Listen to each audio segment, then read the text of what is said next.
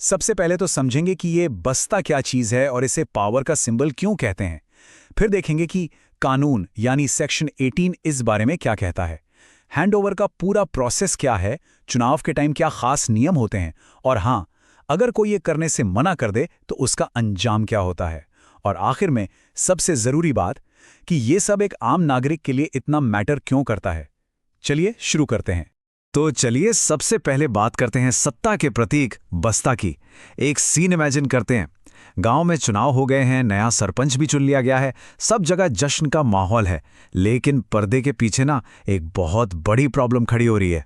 मान लीजिए पुराने सरपंच का कार्यकाल तो खत्म हो गया, पर वो ऑफिशियल रिकॉर्ड्स देने से मना कर दें तो? ये कोई हाइपोथेटिकल सवाल नहीं है, ऐसा अक्सर होता है। और जब पुराना सरपंच रिकॉर्ड्स ही नहीं देगा तो नई पंचायत तो मानो पंगु हो गई, वो काम शुरू ही नहीं कर सकती। और ये पूरा का पूरा मामला सिर्फ एक शब्द पर आके टिक जाता है, बस्ता। तो ये बस्ता है क्या? देखिए, ये सिर्फ कोई बैग या कुछ फाइलें नहीं हैं। ये तो ग्राम पंचायत के सारे ऑफिशियल रिकॉर्ड्स, सारे रजिस्टर, सारी संपत्ति का कलेक्शन है। मतलब गांव का पूरा कच्चा चिट्ठा, पैसा कहाँ से आया, कहाँ खर्च हुआ, कौन सी योजनाएं चल रही हैं, सब कुछ। और जरा सोचिए, इसके बिना नया सरपंच काम कैसे करेगा? वो तो अंधेरे में तीर चलाने जैसा होगा। तो सवाल ये है कि कानून कैसे पक्का करता है कि ये बस्ता सही हाथों में पहुंचे? तो इसका कानूनी जवाब क्या है? इसका जवाब में मिलता है हरियाणा पंचायती राज एक्ट 1994 में। ये कानून बनाया ही इसीलिए गया था ताकि गांव के लेवल पर शासन मजबूत हो और पावर का गलत इस्तेमाल रोका जा सके। और इसी कानून का एक खास सेक्शन इस प्रॉब्लम का सीधा सीधा हल देता है, और वो है सेक्शन 18। ये कानून बिल्कुल साफ साफ कहता है कि एक निर्वर्तमान सरपंच या पंच को अपने बाद आने वाले को सारे रिकॉर्ड्स, सारा पैसा और सारी संपत्ति सौंपनी ही होगी। मतलब ये कोई मर्जी की बात नहीं है, ये मैंडेटरी है, ये कानून है। तो चलिए अब देखते हैं कि ये प्रोसेस असल में काम कैसे करता है। तो ये जो हैंडओवर की प्रक्रिया है, ये होती कैसे है? क्या बस एक मीटिंग होती है और काम खत्म, या इसकी कोई टाइमलाइन है? कानून ने इसके लिए एक बहुत ही clear step by step process बनाया है। प्रोसेस बहुत सीधा है। पहला स्टेप, ऑफिस में बदलाव होता है। मतलब कोई सरपंच या पंच इस्तीफा देता है, या उसे हटा दिया जाता है, या बस उसका टर्म खत्म हो जाता है। दूसरा स्टेप, उसे फौरन मतलब इमीडिएटली सारे रिकॉर्ड्स और संपत्ति हैंडओवर करने होते हैं। और तीसरा स्टेप, ये बस्ता किसे दिया जाता है? या तो नए उत्तराधिकारी को, या फिर बीडीपीओ यानी block development and panchayat officer के द्वारा अपॉइंट किए गए किसी अधिकारी को। तो बात एकदम साफ है, जैसे ही कार्यकाल खत्म, हैंडओवर करना ही है, कोई गैप नहीं। और हाँ, जब चुनाव का टाइम आता है ना, तो ये नियम और भी ज्यादा सख्त हो जाते हैं। अब आते हैं चुनाव के दौरान के स्पेशल नियमों पर। देखिए, चुनाव का टाइम बड़ा नाजुक होता है ना? जो इंसान पहले से पावर में है, वो सरकारी चीजों का, रिकॉर्ड्स का गलत फायदा उठा सकता है। इसी चीज को रोकने के लिए जैसे ही चुनाव की घोषणा होती है, हैंडओवर के नियम और भी टाइट हो जाते हैं। होता क्या है, इसे समझिए। चुनाव का प्रोग्राम आने से 7 दिन पहले ही बीडीपीओ सरपंच को रिकॉर्ड हैंडओवर करने का ऑर्डर दे देता है।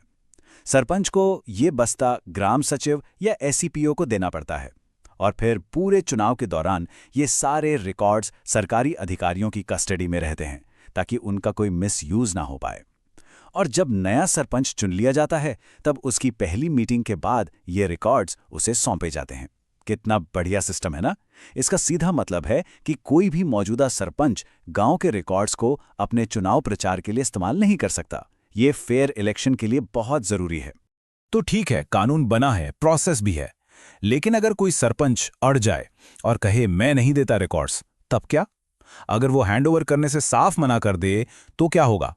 तो क्या होता है अगर कोई सरपंच कानून को ठेंगा दिखाए और बस्ता देने से मना कर दे? देखिए, कानून इस चीज को बहुत बहुत सीरियसली लेता है। अधिकारियों के पास इस हैंडओवर को जबरदस्ती करवाने की भी ताकत है, और जो नहीं मानते उनके लिए सजा भी काफी गंभीर है। एक्शन कैसे लिया जाता है वो देखिए। पहले तो बीडीपीओ की तरफ से एक नोटिस आता है। अगर बात नहीं बनी तो एक एग्जीक्यूटिव मैजिस्ट्रेट वारंट जारी कर सकता है, और फिर पुलिस आकर तलाशी ले सकती है और संपत्ति जब्त कर सकती है। ये तो हुई प्रशासनिक कार्रवाई। अब बात करते हैं कानूनी सजा की।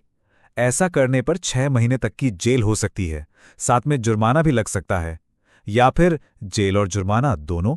मतलब संदेश एकदम साफ है, ये एक ऐसी ड्यूटी है जिसे आप नजरअंदाज नहीं कर सकते।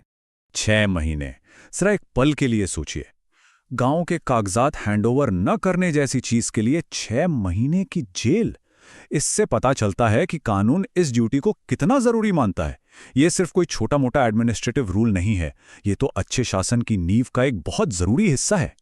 तो ठीक है, हमने प्रोसेस समझ लिया, सजा भी देख ली, पर अब एक कदम पीछे हटकर सोचते हैं कि ये एक नियम से कहीं ज्यादा है। ये पारदर्शिता के अधिकार से जुड़ा है। आखिर ये हैंडलिंग रूल इतना ज्यादा जरूरी क्यों है?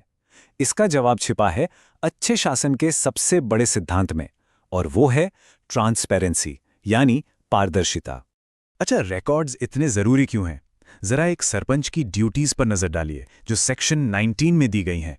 उसे मीटिंग बुलानी है, उनकी अध्यक्षता करनी है, सारे रिकॉर्ड्स को सेफ रखना है, एडमिनिस्ट्रेटिव कंट्रोल रखना है, पैसे कौड़ी का हिसाब किताब देखना है, सरकार को रिपोर्ट भेजनी है। अब खुद सोचिए, अगर नए सरपंच के पास पुराने रिकॉर्ड्स ही नहीं होंगे तो वो ये सब काम कैसे करेगा? इस हैंडओवर रूल के बिना सेक्शन 19 में लिखी ये सारी ड्यूटीज पूरी करना लगभग नामुमकिन है। पर यह कहानी सिर्फ अधिकारियों की नहीं है, ये एक आम नागरिक के जानने के अधिकार की कहानी है, और इस अधिकार को बचाता है सेक्शन 20। ये सेक्शन पक्का करता है कि पंचायत के काम में पूरी पारदर्शिता हो, ताकि हर नागरिक को ये पता चले कि उसका पैसा कहाँ जा रहा है और गांव में क्या क्या हो रहा है। और कानून इस बारे में बहुत स्पेसिफिक है। देखिए, पंचायत को साल में एक बार एनुअल रिपोर्ट देनी होती है, जिसमें पिछले साल का काम और अगले साल का प्लान होता है। साल में 2 बार, यानी हर 6 महीने पर एक रिपोर्ट देनी होती है, जिसमें सारी इनकम, सारे खर्चे और कितना फंड बचा है सब लिखा होता है। और सबसे जरूरी बात, इन सभी रिपोर्ट्स को गांव के पब्लिक नोटिस बोर्ड पर लगाना ही लगाना है। तो चलिए इसे एक उदाहरण से समझते हैं। मान लीजिए एक गांव है रामपुर। अब कानून के हिसाब से दिसंबर में रामपुर पंचायत को अपने नोटिस बोर्ड पर यह लिखना होगा, हमें 5 लाख रुपए मिले, 4 लाख रुपए नालियों पर खर्च किए और अब 2 लाख रुपए बचे हैं। ये कानून है। ये सुनने में बहुत सिंपल लगता है, लेकिन ये बहुत पावरफुल है। जब जानकारी ऐसे सबके सामने होती है तो नागरिकों को सवाल पूछने का हक मिलता है। वो देख सकते हैं कि वादे पूरे हुए या नहीं, पैसा सही जगह खर्च हुआ या नहीं। यही पारदर्शिता है जो लोकतंत्र को असल में जमीनी स्तर पर काम करवाती है। तो आखिर में हम उसी सवाल पर वापस आते हैं, स्थानीय शासन में पारदर्शिता ये सिर्फ एक नियम है या एक मौलिक अधिकार? हैंडलिंग रूल बस एक प्रशासनिक प्रक्रिया नहीं है, ये वो चाबी है जो पारदर्शिता और जवाबदेही के दरवाजे खोलती है।